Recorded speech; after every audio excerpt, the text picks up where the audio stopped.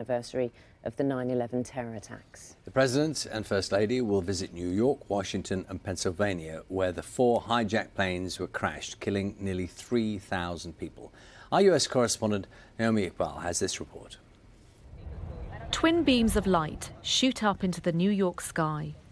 As is tradition, they will shine from dusk till dawn to remember those who died on 9/11.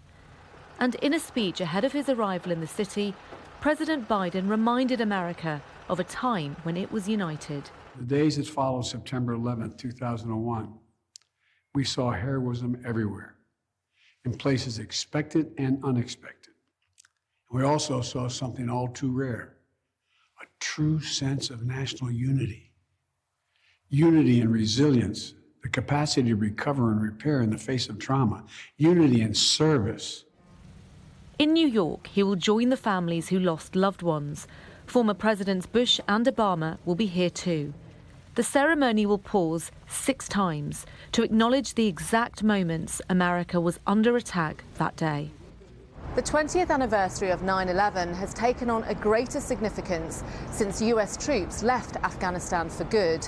But here, people are remembering where they were that day, what they lost, and where they now stand as a country. Charles Wolfe will be at the commemorations. The last time he saw his Swansea-born wife, Catherine, was when she left for work. 40 minutes later, the first plane would hit the North Tower. We fell in love without even knowing each other. We just met, and in a minute or two, it was like all over. And there's something in our souls that's it's like we knew each other in past lives or something. She'd say, "Let's have a meal with a nice bottle of wine." He has campaigned for fairer compensation for families of the nearly 3,000 victims. The impact of that day will never diminish for the families. But today, 20 years to the day, President Biden hopes to get America past the 9/11 era, moving it from memory to history. Naomi Iqbal, BBC News, New York. And we can speak to Nomia now, who's in New York, of course. Nomia, it's early hours of the morning there, of course, and New York will be waking up to a 20th anniversary. Tell us a little bit about how this day will unfold. Good morning, Charlie. Yes, well, today is a day of remembrance across memorial sites, and families will meet at the 9/11 memorial site around about 7 o'clock my time, which is around about 12 p.m. your time. But as you know, we heard there, President Biden wants this to be about unity. He wants to invoke those memories of heroism seen in the days after 9/11, where Americans were so united, and now they're just so divided. Even walking around near Ground Zero, just not far from here, where the Twin Towers used to be, there are so many people who tell me how critical they are of President Biden, especially when you start talking about the pandemic to them.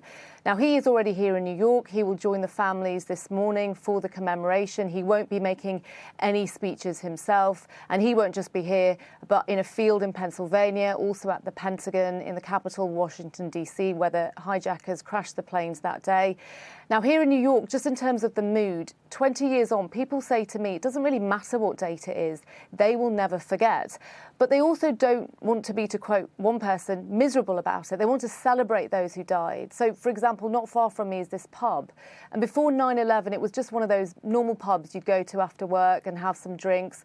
But after 9/11, it was transformed, you know, much like everything else was in this country.